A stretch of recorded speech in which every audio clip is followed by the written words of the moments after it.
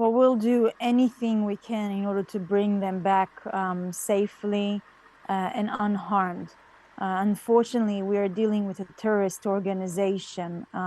This would be similar to ISIS and images that we've seen of ISIS in the Middle East.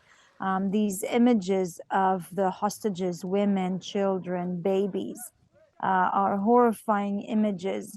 And everything is on the table. We will do anything in order to bring back our citizen unharmed and healthy.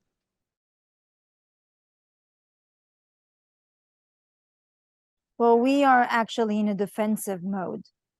We will do anything needed to protect and defend our people and our country. What we've seen in the last 42 hours is a battalion of terrorists running, invading towns and cities in Israel, moving from house to house, massacring entire families. That's women, children, babies. All of these images are, to be honest, this is not a declaration of war. These are war crimes. These are crimes against humanity. We've seen them mutilating bodies, beheading bodies. We've seen the images of what's happening with women. I cannot even imagine, what's going through their mind and their heart at the moment. And so in this place, we have to defend our country. We have to defend our people. This is going to be, it's probably going to take a long time until we'll be able to get that. We are still combating in a couple of towns that terrorists are still residing in and are still holding some hostages as well in different houses. So it's going to be a long battle. Everything is on the table.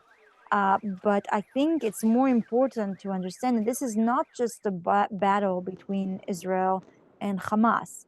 This has been directed by Iran. This has been planned and operated, financed, physical on the ground people. Some of these videos that you can see from the Gaza Strip with some of the hostages, you can actually hear people speaking in Farsi, which means that Iranian troops are on the ground.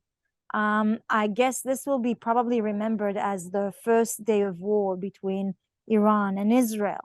But I think maybe the world has to understand that this is not a war between Israel and Iran or Iran's proxies, Hamas and Hezbollah.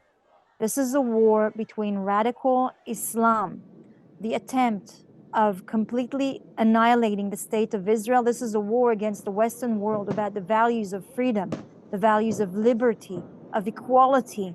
This is what they're fighting against.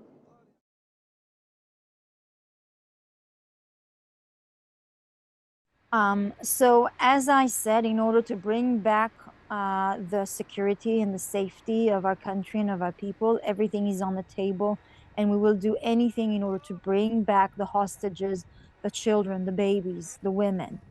I know that we have already sent messages of evacuating into refugees camp. Anyone who is not involved, anyone who doesn't go into these refugee camps, it's probably that they are either being used as human shields by Hamas, or they are actually taking part in this offense.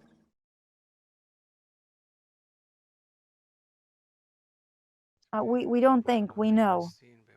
We know that Iran is taking part of it. It's been taking part financially, operative, on the ground, physically. They are the head of the snake.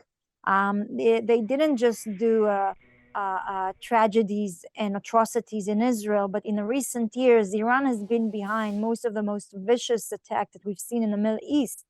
They weren't afraid of using proxies in Yemen, in Syria, in Lebanon, and other places. They have been shooting missiles and attacking civilian airports, commercial ships, taking hostages. I mean, this is a regional war of Iran, and it's a war of radical Islam against the Western world, against the values of liberties and equalities and freedom.